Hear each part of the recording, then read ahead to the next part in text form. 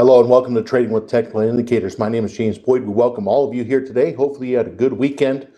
I was up at the cabin and just kind of enjoying myself. Did go up to where my son will be going to college and doing all that. And that's very busy, by the way. So anyway, good time of year where you can actually have the kids go back to school and you could be by yourself and focus. So we welcome you here today. Myself, James Boyd. We also have Connie Hill in the chat, and as some of you made mention, the redheads are here. Yeah, that's true. Now, as far as the green shirt, it's in the frame in the office upstairs. I will bring it out when I see some bullish activity. We'll talk about that in just a moment. Now, just remember, you can follow Connie or myself on X. There's my handle, @JamesBoydCS. We do post many educational examples there and also announcements as well. So when we're not actually teaching, a lot of us will post throughout the day, throughout the week, etc. And even sometimes even on the weekends as well. So just real quick as we get started, remember that the information we talk about here today is provided for general informational purposes only. Should not be considered an individualized recommendation, also or personalized investment advice. So we'll show some examples and then you decide if it's something you would consider for yourself. Also remember, if we talk about options, options carry a high level of risk and are not suitable for all investors. When we talk about short options, those could be assigned at any time up to expiration, regardless of the in-the-money amount. So if you had like a covered call, they could take the shares prior to expiration. If you have a short put, you would be the buyer of the shares prior to expiration. So you should have a full understanding what that means, and are you okay with that if you were to consider that strategy? Now, also remember that when we talk about examples, they will be done in the Paper Money software application known as the desktop version. And also remember that all investing involves risk, including loss of principal. Now, we'll talk about here today, we're going to focus on channels. Now, there's been some questions regarding kind of some of the activity we've seen in the VIX. We'll look at the markets first, and we'll kind of talk about where are the trends in the market. Are there any stocks that are kind of bucking the trends? And when we kind of talk about that, we'll bring up some of the focus ideas that we talked about a week or two ago regarding gaps. And we're going to talk about some channel plays, okay? And we'll talk about what does that mean and what do they look like, okay? Now, when we talk about also technical indicators, we're going to mainly be using the moving averages. We can use the MACD and stochastics as a confirmation of price. Just briefly, let's take a quick look at where the market is. So one thing I kind of want to point out just briefly, okay? When we look at the Dow, something I kind of noticed here today, if I take a look at the Dow and I'm looking at the trend, okay? Trend 3 is still on the Dow. Price above the 10 and that the 30 period moving average. You look at the Russell here, what you're now going to notice is the Russell is in trend 3 still. The difference we saw today was on what index? Well, the difference we saw on the index was the NASDAQ, and the NASDAQ is really in trend 4, okay? Now remember, that means that we could be going up near an area of resistance. We've kind of had some of this double top action, probably looks like this on the chart, and maybe it's starting to pull back. So if we start showing 4, in the shorter term, there's some double top action or triple top. The SPX is still showing trend 3. Now, what you're now going to notice is we're not seeing the VIX crash to the upside yet. Threw that in there, yet. So we kind of have, the bulk index is still strong. Maybe the NASDAQ consolidating a little bit. Where we see some differences, okay, is really on the sectors. And if we go to the sector list, what you're now going to notice is the sector list right here. Where we see that difference is on the sectors, and we're seeing a little bit more orange and purple. Now remember, the trend column is related to the candlesticks we see on the chart. And so example given on technology sector, just like we talked with the NASDAQ, well, there's the technology sector as well, trend 4. So there's some consolidation. Now, when you see the consolidation, what might the investor do? Raise up the stops. We'll talk about that in just a moment. Review the stops. Could they consider covered calls, collars, protected puts, all of the above, okay? Trend 4 does not mean bearish. It just means more current consolidation. Where we're starting to kind of see a little bit more material pullback, okay, is trend 5 on utilities. Now remember, trend 2 for the transports. Don't act like I said the transports for the first time. Don't be surprised, okay? Trend 2 is when we actually kind of have where we have had lower lows, lower highs, and then all of a sudden we start to reverse, okay? That's trend 2. Well, the opposite is true of, let's say, 5, right? This is actually, so the 2 is the bullish trend reversal of momentum, okay? And 5 is the bearish reversal, or you could say the bullish move starting to fade. If it says 5, it means the price P is below the 10-period moving average. It's still above the 30, but it's kind of fading. Remember, we said the foundation of the trade examples is price above the 10-period moving average. If you start falling below the 10-period moving average, you're losing momentum. You lose momentum, you drop down to the longer-term trend lines. That sounds like a recipe for giving money back on unrealized gains on positions. You know where I'm going with that, right? Okay. Now, the other place we actually see kind of some resistance, staples. We see resistance in actually semis. And what you're going to notice is some of these other areas like real estate, trend 1, industrials, trend 1, industrials, trend 1. So here's the deal. Not everything's pretty right now. There's a couple trend 1s, including gold, okay, in trend 1, price below both moving averages. So really right now, it's not, the breadth is kind of deflated somewhat or narrowed, okay? And when you take a look at this, you're starting to see some resistance form and or pulling back. So the comment was regarding, let's say, the VIX. Let's start here first off. But I want to kind of walk you through that on actually how to read the market watch list, because I could send that to anybody, but it doesn't know they don't know how to read it. That's how I'd read it, okay? And when we look at these charts, what you're now going to notice is, are we starting to see a little turn? Now, the more sectors, the more indices you actually see going from, let's say, trend 3 to 4, maybe down to 5 if they drop, we start to get bullish momentum in the VIX. So the comment that was made regarding, hey, are we starting to see the VIX increase? Well, that would just kind of be the opposite, inverse to what we just showed on the indexes and the sectors. Sure, right? So if this VIX is actually starting to go up, a little fading. So if you said, I don't know how to raise up my stops, you need to know how to raise up your stops.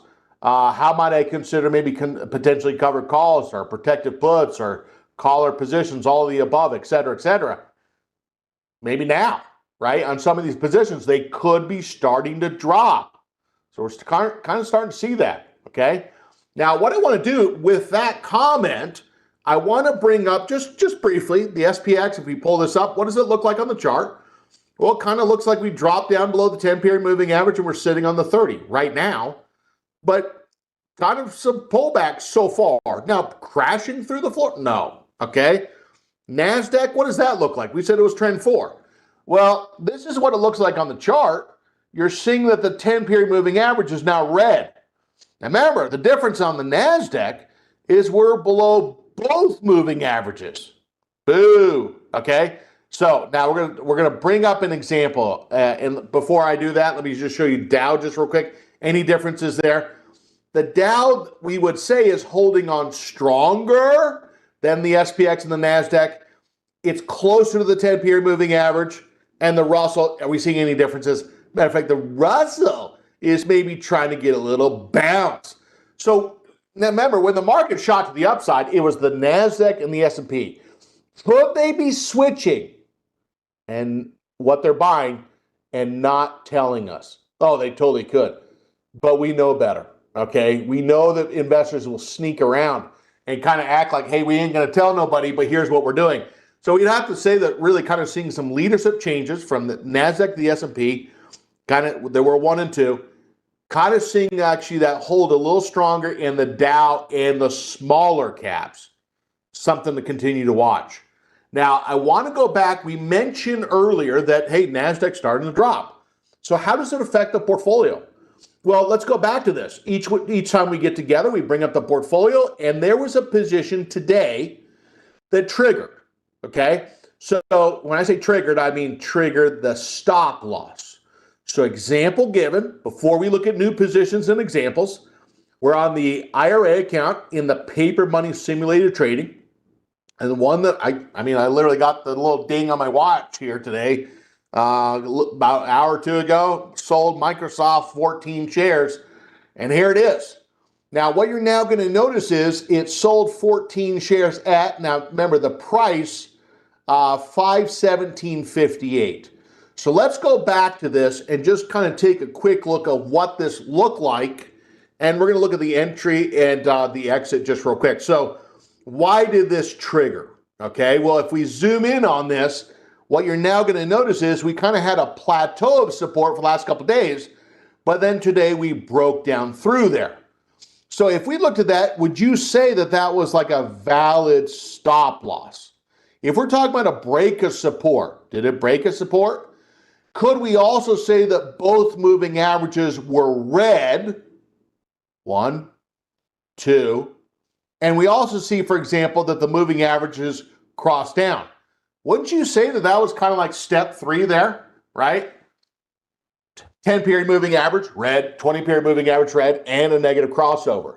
So if the paper money account is trading that signal was really today at the latest. We couldn't even argue that it was on Friday, okay?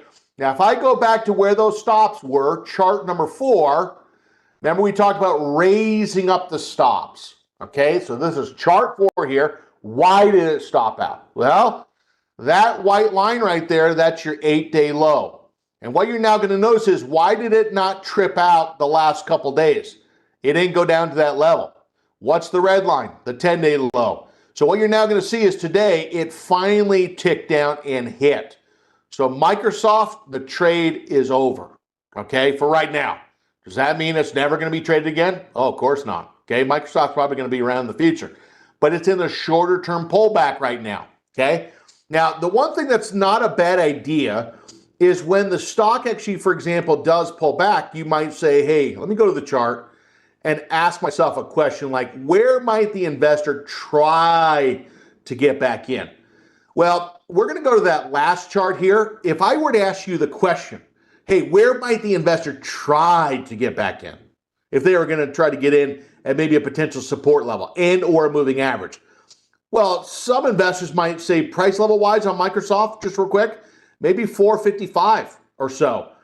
Now, the other place might be maybe the 10-period moving average. We haven't touched the 10-period moving average in a long time on the weekly chart. So I'm going to kind of mark these. I'm going to kind of say if we go in, let's say near the 10-week moving average, create the alert. Not if we go above, if we go below, okay? Now, the alerts, again, are not entries. They're just alerts. And I'm just going to say, look, if we come on down to at or below these prices, these are potential support levels. If they come down to those levels and or below, the investor might be looking for a bounce, okay? Now, so that's number 1. Microsoft stopped out here today. Now, when we go back and look at the position, let's go back to account statement just real quick. We're going to go back to, let's say, Microsoft, and I want to go back, let's say, I don't know, let's go 90 days. When was that trade entered? What we're trying to really see is kind of where it was entered. The shares of stock were purchased on May 29th. So that trade lasted a pretty long time, about 2.5 months. 7 shares there, 7 shares there. And what you're going to see is, if it did that, it just means that it bought at different prices. They weren't different orders. They were just different prices of fills. Now, what you're going to see is there it is, 517. So if we go back to 529, say, what did that look like? Just briefly, 529, go back to that chart. 529 was all the way back here. So a decent run there. It's all the way back there. This might have been the first time, 529 is on the left-hand side. This is the first time that the 20-period moving average finally went red, meaning all the way back here at the bottom left, that 20-period moving average was green from all the way there to all the way here. So pretty long time for Microsoft.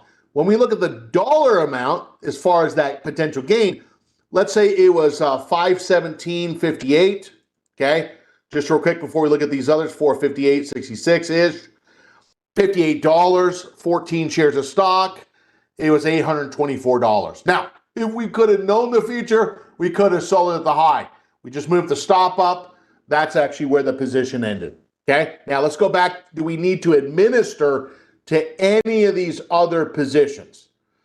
Well, the one I kind of want to bring up just briefly is we talked about Uber on Thursday, right? We talked about Uber. We had a caller on it. And we talked about, we actually had a premium. We sold a call initially. We rolled that call. Then the caller was down probably about $100 or so. I'm going to say that the call premium and the caller pretty much offset each other. This position was down about $550. We made a decision on Thursday to cut the caller loose because it expired on Friday. We said, look, that position looks like it's trying to bounce. And if it's trying to bounce, that was also a position. Now, by the way, if I went back to, let's say on Friday, what was the Friday close? Well, it's 92.5. Guess what the strike was on the put? The answer was 92.5. So that 92.50 put that expired on Friday, that could have expired worthless. And just to kind of point that out. If you look at the stock here today, you know, we were down in this example about $550, now down 200. Why? Well, because the stock is coming back up. This 92, 95, 80-ish really represents the stock average cost basis. So if this stock goes up about $2 more, this goes from being down $550 to actually being at par, meaning flat, okay? So pretty good use of technical analysis here and options understanding. Nothing like actually having a $550 loss and actually working it off as that stock was showing a little trend back to the upside. So that's one to kind of bring out, just letting it trend, okay? Now it's very important because sometimes you're going to have some slight losses, okay, that could work themselves back. Uber is one example. We'll come back to that. Any other examples we need to discuss here before we look at new ones? Well, the NEM example, we actually had an example of selling the 57.5 put, sold it for $2.05. It's now at 13 cents. Well, that's a problem because the most we can make now is 13 more cents, but we would be risking 192 plus risk on top of that. That is not a very smart position. Well, maybe illogical, I should say, that maybe someone tries to stay in only for 13 cents. We're going to go to the chart and say, is there a reason to maybe stay in this position? Now, if we looked at this and we said, well, maybe exit the position, and this is where I need help, okay? Should the paper money account just exit the position, saying, I don't like the bullish trend here, or should they roll it thinking that the price is going to go back up? And there's bullish technical analysis. Would you, in other words, exit, just take the gain, and don't roll it yet because you don't like the bullish trend right now? Or would you say, yeah, roll it because I still think it's bullish? All right. Now, AP 514 says, look, close and take the money. All right. Now, let's go back to this, okay? When we go back to this, what we're going to do is we're going to right-click on that line, right-click, create closing order. Now, I agree with AP 514. And if I did, I would have no problem to disagree. Don't like the trend here because when you take a look at this, that 10-period moving average is still red. Now, we're trying to get above it, but we're not there yet, okay? So if that trend is not where you want it to be, the investor might say, look, I'm going to take the profit, unrealized gains, so in other words, and trying to turn it to a profit and get a fill. We're going to right-click on that 57.5, create closing order, buy. Now, when we do that, what we're trying to do is we got a credit initially, and what we're doing is we're giving some of the credit back. So we say, well, what was the credit received? The answer was 205. We got it up front. And now we're trying to buy it back for 13 cents and thus make the difference. So in this case, we missed the opportunity to buy the stock. We don't feel bad. Now the investor says confirm and send. Note the commission there. Send the order. Okay, now what about this one right here? Don't need to do a whole lot with that because it's only worth 2.5 cents. Okay, now I also am going to go back to that last one. Now remember something. Just because we put the order out there does not mean, oh yeah, I put my order out there, it should have filled. If we said that language, we haven't traded very long, okay? Just because I said 13 cents doesn't mean it's going to fill. We're going to give it 2 minutes or so. If it doesn't, we're going to try to move it up a little bit and confirm a fill with whose eyes? Your eyes, okay? Now I'm going to right click on the 65 put. That's 66%. That is also with 32 days remaining. Now remember, every day is not about putting on new positions. It's about managing current positions. That's why we're doing this up front. Create closing order, buy it back. Now this one was sold for $2.83. It's at 94 cents. We're going to try to buy it back at the mid price, 95 cents. Grab that 188. That right there is about $380 if my math is correct. And we kind of missed the chance to actually buy the shares. Confirm send, fire the hole, bang. Now, if we go back to the monitor, let me just double check, did it fill? I don't see a fill on this one. I'm going to bump it up maybe 2 pennies. Okay, let's go 15 cents. See if we can. I'll even be nice. Go 16 cents. Go get in the middle there. Ah, it filled. No, the second one filled. So the 65 it's out. So that's confirmed. Okay, and this one right here, we bumped to about 16 cents. If that can actually fill, so it canceled, and let's see if it can get a fill. Now, also the other place we can see that monitor filled right here. Now, this is very important because if you don't really feel like you can monitor, you can manage positions, you're going to be hesitant on putting some new positions on, okay? So now what I want to do is I want to talk about some new examples. Now, we kind of talked, now, there it is. So we did it together to learn. It's at 15 cents. Now, James, in the real world, is that kind of realistic sometimes that the investor might have to move it up a little bit? Yeah, especially if it's a little bit more illiquid, farther out of the money, and so on. Wasn't massive, 3 cents there, but the 65 put took it pretty close to immediate, okay? Now, why is that the case? Now, remember, the 65 put was closer to the current stock price, okay? So the ones that are closer to at the money or in the money slightly or out of the money slightly, that's where the activity of volume and open interest is. We look at the 57.5 put, that's $10 lower than the current price. So if they're deep in the money or deep out of the money, they're going to be hard to get a fill, typically. There's not as much leverage there, okay, than the ones that are slightly out of the money, at the money, or slightly in the money, okay? Now, what I'm going to now do, okay, yeah, I'm going to go back. So I want to just double check AM, and I don't see anything on that. I didn't pull that up because there's still a little meat there left on the tire. Okay, so right there, I didn't pull that up, but we took those down, and this right here, now what is the risk of holding on to that? Well, if the stock were to close below the long put strike, that could morph into short shares. Now, we're $23 away from that, $24-ish. That could happen, but we just got to remember it's unlikely, but that doesn't mean it can't.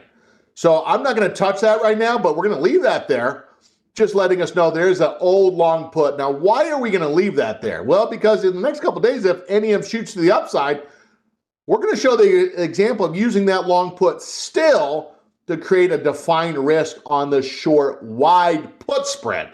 That's the thinking there. Plus, there's 32 days remaining. Now, let's kind of go back to, now, by the way, does that help to talk about management? Stock positions, option positions, etc. Look, you can know anything, all you want about technical indicators, but at the end of the day, you got to actually know how to practice it and actually put the positions on, manage the positions in terms of gains and losses, okay? And also read the technical analysis, be familiar with the orders. These are things that you're going to be doing frequently. Now, let's go back to some of the examples that I kind of saw that I want to discuss. So first off, I want to go back. Now, remember, we mentioned last week the transports, okay? And we said transports might be an area that might be getting a little push, okay? Now, what might help transports? Well, maybe if there's more consumption, okay? And one of the drivers of consumption we talked about, if Social Security, let's say, isn't taxed, that might drive some consumption from the consumer discretionary sector, but it also could be some consumption, let's say, maybe additional consumption, maybe on, let's say, people wanting to take vacations and or using airlines. It could also be rentals, okay, as well, but maybe they also maybe want to take cruise line ships and things like that. We're going to focus on this area, and we already have Uber in the example, but I'm going to go back to focusing on actually on Delta and UAL. Now, so there's the sector. we have this alert set, okay? So this alert is really kind of saying, look, if we can get above that old support, this would really be a higher low pushing into a higher high. Now, does the investor have to wait until the sector goes up before they buy some individual stocks? Of course not. The investor might say, James, there's already some stocks moving now. I'm going to start with UAL. Let me show you what I mean by this. So when we look at the sector, we notice that the sector hadn't broken out yet.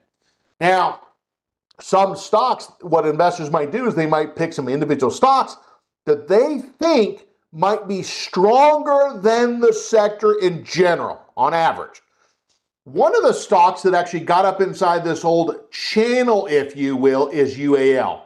Now, does anybody notice anything a little unusual on the last couple 4 to 5 days of price action? Anybody notice anything unusual? I mean, here it is right here, right? We kind of push to the upside, large green candle, closing above the resistance. Now, that is not quite a hammer, but I think we could say it's close to that, right? It is interesting to kind of note the intraday low. We've got the tail on the bottom, right? Another day, kind of intraday low near the 97.5, close higher than an open after a gap down. This gapped up, closed up higher than the gap. This gap down to the midsection of the green candle. And actually, here's where we are right here. We gapped down, people bought the gap, and actually what you're going to notice is they push it right back up, and we're at an intraday high. Now, is there any position in the portfolio on this? Let's take a quick look at this. So if I look at, let's say this, what you're now going to notice is what might the investor be expecting? Well, sometimes what we kind of know is maybe if that was the old resistance, 97.5, that might become new potential support. So when I ask you the question, what do you think about the last 4 or 5 candles? It's interesting to see that there was none of them that were red. Why do you think that is? Well, maybe they didn't want to sell. Maybe they thought the price was going to continue to the upside. That tell you anything? Okay. Now, that doesn't guarantee what it's going to do this afternoon, tomorrow, etc. Someone's buying. Okay. Now, I do think there is an underestimation.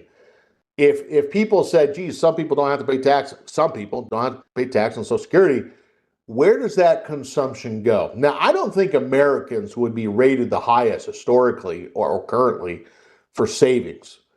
As Americans, we tend to like to spend a little money, don't we? Just a little consumption. Now, I'm not saying we spend everything, but there's some people that might say a little extra cheese and gravy or whatever you want to call it. I think down south in Alabama, they call it jingle in my pocket or something like that. If they have a little extra money, they might go out and spend it. Now, what are they going to spend it on? Well, we're going to kind of say that they might be just taking a little vacation. Now, I want to go back and see, do we have any example of UAL still? Now, in the IRA, there is a current position that is about 40%, and that's with 32 days remaining. Okay, so there's one. Now, I want to go back. Is there any position in the margin account? I don't see anything in the margin. So the position is in the IRA. Now, this kind of leads me to think that why was that maybe not a little bit more contracts? Well, it's maybe with the assumption that maybe it's assigned. The paid money account has 100 shares at 92.50, which would be no more than 10% of the portfolio. Gosh, those money management rules seem so stringent sometimes. Now, what I'm going to show in this case is we're going to layer on top of this. We're going to go to the margin account, and we're going to go to, let's say, the margin. We're going to look to do a trade, and we're going to sell. And by the way, so when we look at the option table, okay, if we sold the 102, we sold the 101, we sold the 100, okay, if we sell a strike close to the current price, you're saying whether you realize it or not, I'd like to buy the shares, okay? You wouldn't sell that close to the strike price unless you're saying, look, I'd like to buy the shares. And number two, I think there's also some bullish technical analysis on the chart, okay? Now, here's the deal. There's a lot of people that like to buy stocks, maybe and or products where there's a grouping of stocks. And what you need to understand is a cash secured put is a potential, one of the reasons, it's a stock buying strategy. So if you say, I already do stocks, someone might use cash secured puts as a way to try to complement by trying to buy stocks at some levels that you want to buy them. The advantage of these is the investor is trying to get some income, trying to have that time, not decay, okay, decay, and also the volatility contraction, meaning if the trend were to go to the upside, the volatility declines typically, unless there's earnings upcoming, and that pushes down the option price. Now, let's say that we wanted to kind of go to where there was liquidity. And we actually said, look, we're going to sell the hundreds. And if we sell the hundreds, we think the price could stay above. We also are saying we have full understanding that, hey, paper money account doesn't mind to buy the shares at 100 from now until expiration. When we say that language, that means that those are American style options, meaning someone could assign the paper money account to buy the shares today, tomorrow, at the 100. Now, if that were to ever happen, ever, does the investor have to hold on to the shares? No, they could sell all of them. They could try to. They could sell some of them. They would just need to check the liquidity at that point in time. So sometimes getting assigned randomly isn't necessarily horrible, considering you still get all the premium, even though you're not at expiration. I mean, some investors might think there's worse things out there than that. Now, what we're going to do is we're going to right click, we're going to sell, and we're going to go to the 195. Okay? Now, here's the deal. Why are we talking about this? Well, we're trying to focus on the sector. Number two, trying to focus on some of these stocks that are kind of breaking inside these old channel areas. We're going to sell the 100, sell the 95. Now, if you actually said, look, I want to widen this out a little bit, I kind of want to do more of a cash secured put. Well, when we talk about cash secured put, like widening out the strikes, we talk about maybe looking for a strike with a delta of 10 or less that has liquidity. Bid-ask spread is a way to see liquidity. Open interest is a way to see liquidity. I mean, this one's 4 cents wide. That's 8 cents. This is 10 cents. I'm even going to go down to, let's say we went down to 77.5. Now, remember, when you go down lower and lower and lower, what is it doing? It's going to increase your max loss. It's going to increase your buying power effect. So the wider that you make the strikes, don't think there's no offset. The offset is max loss increases, and so does the buying power, meaning how much money needs to be set aside to be in the trade. Now, what we're going to do, first trade, we're going to go UAL, okay? And in this case, what we're going to do is we're going to do a short, I'm going to call this a cash secured put or a short wide put vertical. But I think many people would think of this as more of a cash secured put with just downside protection. That's another way to say it as well. Note the commission. What we're going to do in this case is we're going to send the order there, okay? So UAL, we're going to layer on top. IRA has a position. We're going to actually put that position in the margin. Now, if I went back to this and said, well, what about, let's say, Delta, okay? Now, if you look at Delta, are we seeing something similar? Sure are, okay? Now, what investors do that are kind of technically oriented, they watch and kind of see which stocks are kind of breaking above levels of resistance. Well, Delta's right there. Now, I want us to imagine that the investor says, James, I don't trade options. I do stock trading. Fine, okay? So let's imagine the investor says, James, I want to buy the shares of stock, right-click on the chart, buy custom, and now what we're going to do is going to go with OCO bracket. Now, you know where this is going. Guess where we're going to probably put the target? Probably right at 66.5. Guess where we're probably going to put the stop? Probably right underneath the area that it broke out from and or the moving average. So what I'm now going to do is I'm going to pull this up in the paper money account and let's show this. Now, we can do the stock trade in really two different ways. Now, on the margin account, there are shares of stock. I'm going to go back to the trade tab, and what does it look like? Well, the shares in that account were really purchased at 59.25. Here we are at 61. We're going to go back to the IRA account and say, is there any capital that could be used? Now, notice the amount of cash. 86,000 of the 112 is in cash. Now, wait. There's some red tape on that, okay? You got to remember that some of that cash might be earmarked for current existing positions. So don't think that's all cash that's like not maybe used a little bit, okay? Now what you're going to notice is there's a difference between cash and buying power, okay? So if we do like a cash secured put like we just did, it's holding some of that cash and then reducing how much buying power we have remaining. Why the difference? Because, well, just like the trade we actually did, we tied up some of that cash to be in the position. Now, what I'm going to do is on this is we're going to go to on the IRA. So we got some cash to work with. Let's say the investor said, James, I want to do, let's say, a bullish trade on Delta, and I want to just do shares of stock. Not everyone does options. Let's be honest here. So let's say the investor says, James, I think the price could maybe go up to, let's say, 66 and change. Maybe, let's say, a level of 67 and change. If I kind of went somewhere right smack dab in the center, it's right about 67 and change.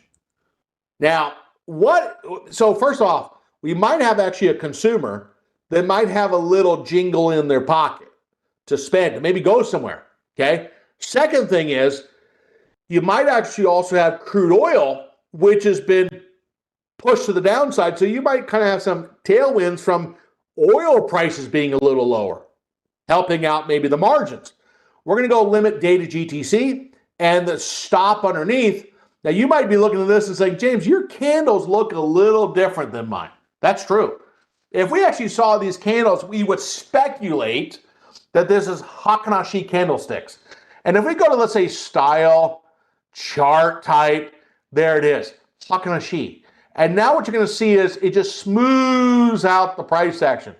The formula to create those candles is different than regular candlestick charts. There's your regular candlestick charts, but the moral of the story is still a pretty strong trend. Now, let's say the investor said, I'm going to set my stop underneath 58.10, less 3%, excuse me, 2%, and that's 56.93. If I come back in here and say 56.93, there it is right there. Now, let's kind of watch for just a moment. So we have cash at 86,600, okay? So if we buy, let's say, 100 shares of stock, we're thinking that we're probably going to be down to about 80, okay? And that's probably going to drop the buying power to probably down around 67. Let's just see if we're right. Who knows? We might be right. Now, I'm going to change the stop to GTC. Now, remember how that stop works. This does not guarantee that's where it's going to sell. It's a trigger to sell, okay? We would have to see where it fills. So if that stock were to gap down to $50 or so, it could fill at a lot less. That's the risk with a stop compared to a long put option. We're going to send the order. Watch the cash, okay? Watch the cash. You seeing it in both eyes? Should be at 80,000. What's the stock buying power? Let's say it's 67. Let's look and see if we're right. Send the order. So the buying power really drops down to 67,000. How come the cash hasn't dropped yet? Answer, hasn't filled yet. Now, what I'm going to do is I'm going to move this up just a smidge. And when I do that, and I'm looking at the current price, that cash should drop now. If that trade actually fills, there it is, 80,000. We go back. I just want you to kind of see this. That stock buying power that we actually have to work with, there it is right there. Okay, dropped even a little bit more than I thought it did. Maybe. Now, if we take a look at this, so if we look at the trades, okay, we stopped out of Microsoft. That was just by itself. We manually exited NEM, both put options, and we entered Delta in the IRA where there's a little bit of cash. And we also, for example, here in the margin account, we should have actually had UAL. Let's go back and look at that. Did it fill? UAL? I don't see it filled. Okay. And I want to go back. So it's UAL right there. It just hasn't filled. Let's go back and see if we can't get this filled. Now, I got that credit that we were trying to get was 392. And the mid is now at 393. So I'm going to lower just maybe a smidge. A lot of times a couple of pennies can make the difference. It cancels the order. Let's look and see, okay? Now, what I want to do is, now comment is, what happens if oil price rises? Well, let's kind of think this through, okay?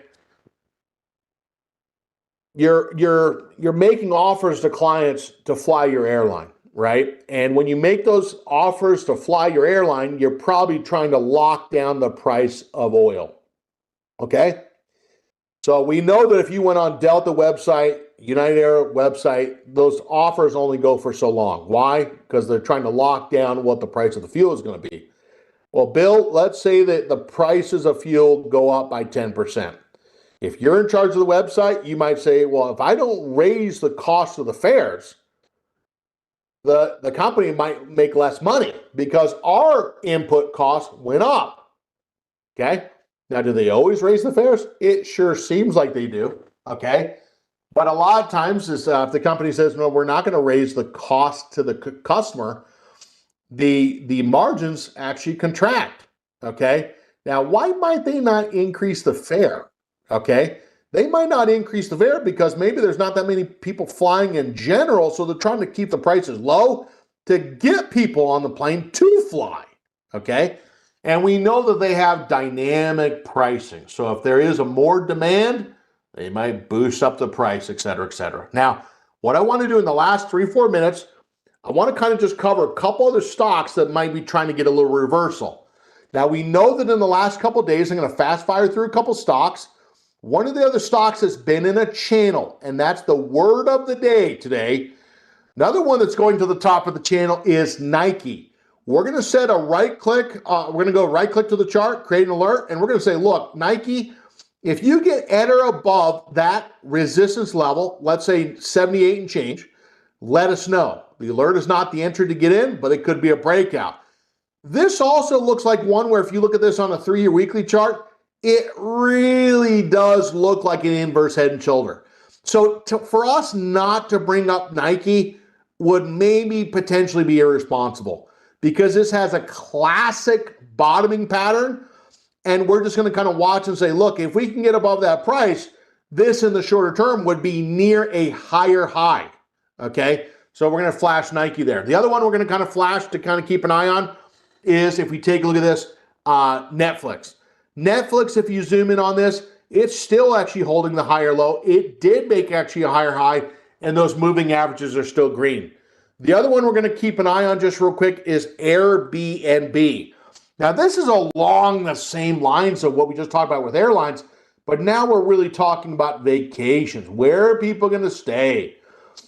We talked about gap downs about 2 weeks ago. This has been the one that's been trying to fill in the gap, okay?